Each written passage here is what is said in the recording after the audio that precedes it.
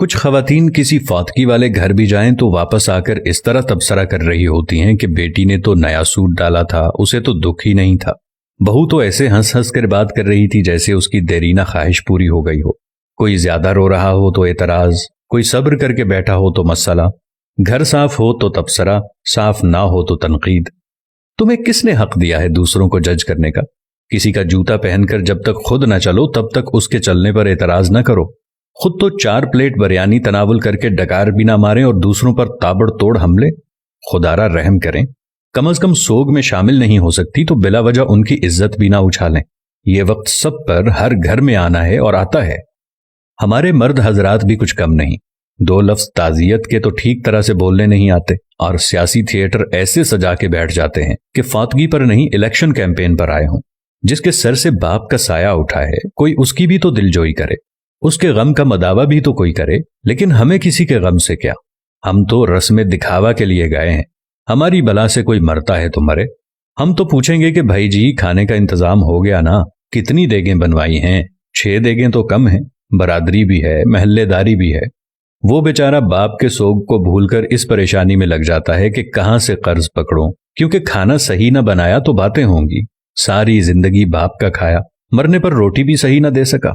ہمیں سوچنا ہوگا کہ کون لوگ ہیں ہم؟ مسلمان تو دور، کیا ہم انسان بھی ہیں؟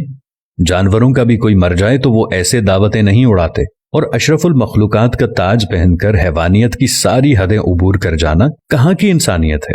میں نے میت کے گھر میں ایسی آوازیں بھی سنی ہیں جو دیگ پر بانٹنے میں لگا ہوتا ہے اسے کہا جاتا ہے ذرا پلیٹ میں 4 بوٹیاں زیادہ ڈال دینا، وہ داماد بھی آیا ہے تو اسے کھانا دینا ہے۔ وہ بیٹی جو ماں یا باپ کی میت پر رو رو کر ہلکان ہو رہی تھی، جیسے ہی جنازہ اٹھتا ہے تو وہ سارا غم پسے پشت ڈال کر کھانا تقسیم کرنے میں لگ جاتی ہے کہ سسرال والے بھی آئے ہیں، انہیں کھانا نہ ملا تو ساری زندگی باتیں سننے کو ملیں گی کہ تیرے باپ کی میت پر تو ہمیں کھانا بھی نہیں پوچھا کسی نے۔ میں نے اس بات پر بھی تبصرے سنے ہیں کہ سالن میں تو تری یعنی گھی ہی نہیں تھا، ہماری پلیٹ میں تو بس شوربہ ہی آیا۔ ہم بحیثیت معاشرہ ظالم بن گئے ہیں۔ خوشیاں تو کجا، ہم نے مرگوں کو بھی اپنے شریکے پورے کرنے کے لیے ایونٹ بنا لیا ہے۔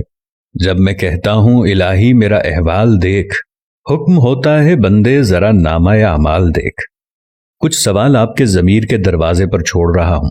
کیا ہم فطیدگی کے کھانے کا بائیکاٹ نہیں کر سکتے؟